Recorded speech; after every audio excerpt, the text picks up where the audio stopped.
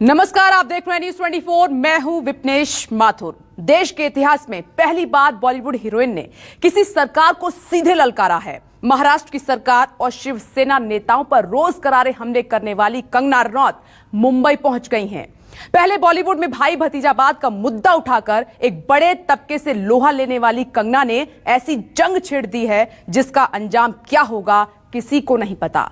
लेकिन कंगना ऐसी क्यों है और एक हीरोइन को इतनी हिम्मत कहां से आती है? देखिए कंगना कैसे बनी रियल लाइफ की वीरांगना। उद्धव ठाकरे, तुझे क्या लगता है कि तूने फिल्म माफिया के साथ मिलके मेरा घर तोड़ के मुझसे बहुत बड़ा बदला लिया है? आज मेरा घर टूटा है, कल तेरा घमंड टूटेगा। ये वक्त का पहिया है, याद रखना, हमेशा एक जैसा नहीं रहता। और मुझे लगता है कि तुमने मुझ पर बहुत बड़ा एहसान किया है, क्योंकि मुझे पता तो था कि कश्मीरी पंडितों पे क्या बीती होगी। आज मैंने महसूस किया है और आज मैं इस देश को वचन देती हूँ कि मैं सिर्फ अयोध्या पे ही नहीं, कश्मीर पे भी एक फिल्म बनाऊंगी और अपने देशवासियों को जगाऊंगी, क्योंकि मुझे पता था हमारे साथ होगा तो होगा, लेकिन मेरे साथ हुआ है, इसका कोई मतलब है, इसके कोई मायने हैं। और उद्धव ठाकरे, ये जो क्रूरता और ये जो आतंक है, अच्छा हुआ ये मेरे साथ हुआ, क्योंकि इसके कुछ मायने हैं। जय हिंद, जय महाराष्ट्र। 33 साल की एक फिल्म अभिनेत्री ने तहलका मचा दिया है। मुंबई में रहकर महाराष्ट्र के मुख्यमंत्री समेत पूरी सरकार से सीधे सीधे पंगा ले लिया है। आजाद भारत में पहली बार रियल लाइफ की अदाकारा ने रियल लाइफ में गजब की जंग छेड़ दी है। अपने ऐलान के मुताबिक कंगना रनौत ने तमाम विरोधों को दरकिनार कर मुंबई में कदम रख दिया, लेकिन इसकी कीमत भी उन्हें चुकानी पड़ी। कंगना ने चंडीगढ़ से मुंबई की उड़ान पकड़ी और उनके मेहनत और सपनों से बने आशियाने को बीएमसी ने मुंबई में तोड़ना फोड़ना शुरू कर दिया। कंगना के ऑफिस में 10 चीजें अनअधिकृत बताकर तोड़ा जाने लगा। कंगना के वकीलों ने हाईकोर्ट का रुख किया और अदालत ने तोड़फोड़ पर रोक लगा दी। एक अभिनेत्री के साथ सियासत का एक खेमा खड़ा हो गया और एक विरोध में बड़े बड़े नेता विरोध और समर्थन में उतर गए। सरकार जिस प्रकार की कार्रवाई कर रही है, उस कार्रवाई के कारण महाराष्ट्र का पूरे देश में हो रहा है। अगर इलीगल कंस्ट्रक्शन है तो जरूर कार्रवाई होनी चाहिए, लेकिन सबके साथ ये कार्रवाई होती तो निश्चित रूप से उचित कार्रवाई होती। किसी ने आपके खिलाफ बात कही, इसलिए जब आप कार्रवाई करते हो तो ये कायरता है, बदले की भावना है, और महाराष्ट्र में इस प्रकार की भावना का कोई सम्मान नहीं हो सकता। संजय राउत जी ने जिस तरीके से एक महिला के बारे में, वो राज्यसभा सदस्य होने के बावजूद मीडिया में आकर एक महिला को अपने शब्दों में अपमानित करना, ये कौन सी संस्कृति है जो हमारे देश में कोई भी व्यक्ति को सिखाती है? मुंबई और महाराष्ट्र ने ही उन्हें शोहरत दी है, जिसके वजह से आज वे एक अच्छी अभिनेत्री के तहत यहाँ देश में उभर सकी है। इसलिए जिस माटी ने उनको सम्मान दिया है, उस माटी का ईमान तो रखना चाहिए, ऐसा मुझे लगता है। फिल्मी पर्दे की क्वीन विवादों की क्वीन बन गई, लेकिन कंगना को ये सब रास आता है। कंगना अब तक की लड़ाई में झुकी कम है, दूसरों को झुकाया ज्यादा है। वो एक्ट्रेस तो गजब है, दिलकश दिखती भी है, लेकिन फौलादी इरादों को भी एक बार फिर दुनिया के सामने दिखा दिया है। फिल्मों में अपने आप को वैसे ही पेश भी किया जैसी दरअसल उनकी शख्सियत उभर कर आती है। कंगना फाइटर है। कंगना ने अपनी शर्तों पर जिंदगी जी है और दो हाथ करने में उन्हें मजा। ये पहली बार नहीं है जब कंगना विवादों में घिरी हो। वो पहले भी अपनी बेबाकी और बॉलीवुड के खेमेबाजी पर जमकर बोल चुकी है। किसी भी मुद्दे पर बोलने में उन्हें झिझक भी नहीं होती और अपने पे आ जाएं तो सामने वाले की बोलती भी बंद कर दें। बहुत कम लोगों को मालूम होगा कि जिस ट्विटर पर बयानबाजी कर कंगना इतने बड़े विवाद का केंद्र बन गई, उस ट्विटर पर आए उन्हें बमुश्किल 20 दिन भी न हुए। उनको करीब से जानने वाले कहते कि कंगना कुछ भी बिना सोचे समझे नहीं करती।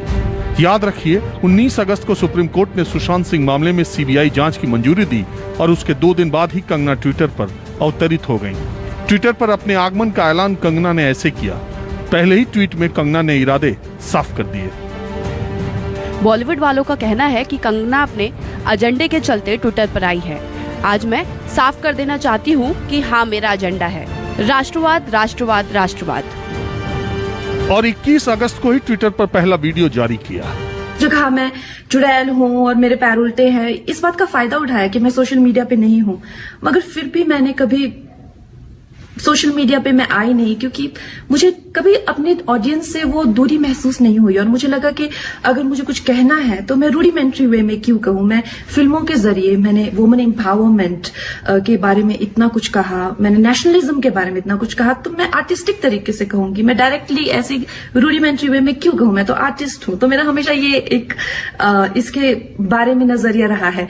मगर दोस्तों, इस साल जो मैंने देखा है, मैंने पहली बार सोशल मीडिया की पावर देखी है और मैंने देखा है कि कैसे सारा विश्व एक साथ आके हम सब सुशांत के लिए हम लोगों ने जिस तरह से फाइट किया और उसमें सफलता पाई है, इससे मुझे बहुत उम्मीदें हो गई है। मुझे बहुत आशाएं हैं कि हम सब मिलके इस तरह से जो भी हम न्यू इंडिया के लिए रिफॉर्म्स चाहते हैं उसके लिए आवाज उठा सकते हैं। और इसलिए इस महीने मैंने सोशल मीडिया पे for the first time I have come on Twitter and I am so excited and मुझे आपका सहयोग चाहिए and I am looking forward to this journey, जहां पे इतने सारे अमेजिंग लोग हैं और उनको जानने का मौका मिल रहा है। कंगना के 10 दिन में 10 लाख ट्विटर पर फॉलोअर हो गए और फिर हिमाचल की वादियों से एक के बाद एक ट्वीट कर कंगना ने महाराष्ट्र की सरकार, मंत्री और शिवसेना नेताओं के खिलाफ मोर्चा खोल दिया।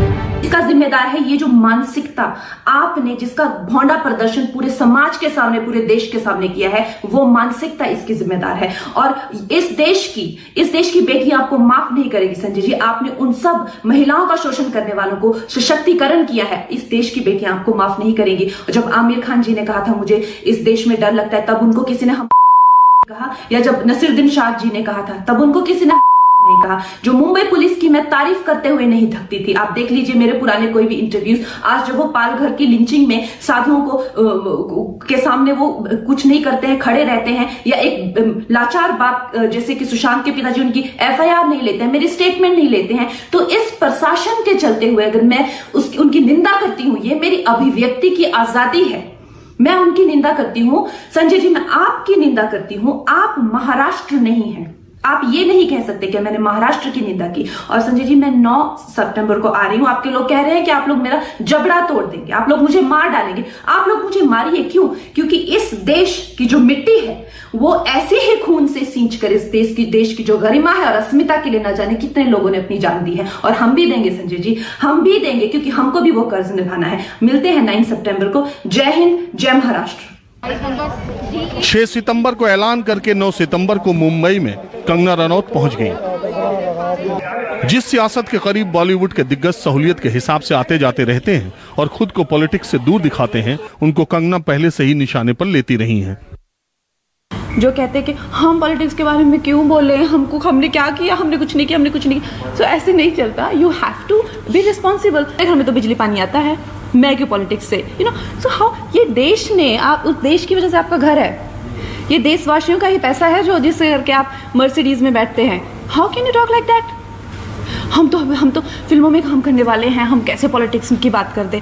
This is irresponsible. क्या मैं वैसे इंसान हूं? नहीं, उससे मेरा करियर भी चला जाता तो चला जाए। 16 बरस की उम्र में बिना किसी बॉलीवुड बैकग्राउंड के कंगना हिमाचल प्रदेश से दिल्ली होते हुए मुंबई पहुंच गई। जीवन के तमाम उतार चढ़ाव देखे, लेकिन जिद्दी कंगना ने अपनी जिद से जीत हासिल करी।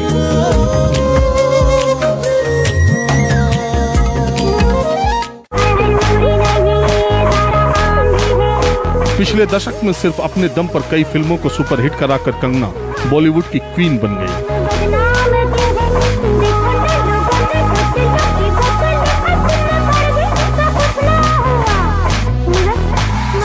तीस से ज्यादा फिल्में की और 3 बार नेशनल अवार्ड जीतने वाली एक्ट्रेस बन गई। 4 बार फिल्म फेयर अवार्ड भी मिले और भारत सरकार ने भी पद्मश्री पुरस्कार दे दिया। हम लड़ेंगे। सिर्फ 31 साल की उम्र में कंगना रनौत ने झांसी की रानी की जिंदगी पर बनी फिल्म मणिकर्णिका को लेकर भी बहुत विवाद हुए, लेकिन कंगना को क्या फर्क पड़ता है? बयानों और विवादों से चर्चा में रहने से उन्हें कोई फर्क नहीं पड़ता और जो भी उनके दिल में होता वो जुबां पर आ ही जाता है। मेरे लिए तो क्या बेनिफिट करेगा। आई एम ऑलरेडी मुझे 3-4 राष्ट्रीय पुरस्कार मिल चुके हैं। I am at the age of 31, I am a film maker. मुझे तो ये लोग क्या प्रमोट करेंगे, तो खुद को ही प्रमोट कर ले, बहुत बड़ी बात है। लेकिन जो रानी ऑफ झांसी हैं वो क्या मेरी चाची है?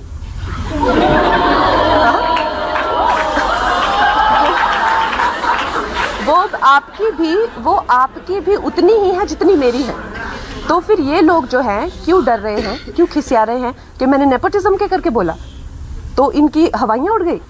सब गैंग बना के बैठे हुए हैं कि नेपोटिज्म के बारे में इसने क्यों बोला। तो सब इकट्ठे हुए हैं, जैसे कोई क्लासरूम होता है, बच्चे समझेंगे 60 लोगों का क्लासरूम हो जिसमें एक बच्चे के खिलाफ बाकी के 59 अड़ जाएं, बिल्कुल उसको किसी ना किसी तरह से सताने में या बुली करने में लग जाए। कैसा महसूस करेंगे आप? शर्म नहीं आती इनको? कोई तो मेरे दादा की उम्र के हैं, ठीक है, मेरे पीछे इतनी बुरी तरह से पड़े हुए हैं। लेकिन जानकार मानते हैं कि कंगना रनौत बहुत दूरदर्शी है। हर फिल्म आने से पहले वो उसके लिए माहौल बना लेती है। पिछले कई विवाद तभी हुए जब उनकी कोई नई फिल्म आने वाली होती। कंगना ने कुछ दिन पहले ही अयोध्या विवाद पर फिल्म बनाने की घोषणा की है और 9 सितंबर को सुबह का उनका ट्वीट खुद कहानी बयां कर रहा है। मणिकर्णिका फिल्म्स में पहली फिल्म अयोध्या की घोषणा हुई। ये मेरे लिए एक इमारत नहीं, राम मंदिर ही है। आज वहाँ बाबर आया है। आज इतिहास फिर खुद को दोहराएगा।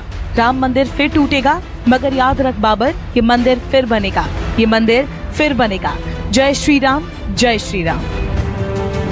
क्या ये भी इत्तेफाक है कि पिछले कुछ दिनों से लगातार कंगना मुंबई को पीओके जैसा बताकर बार बार नाम ले रही हैं।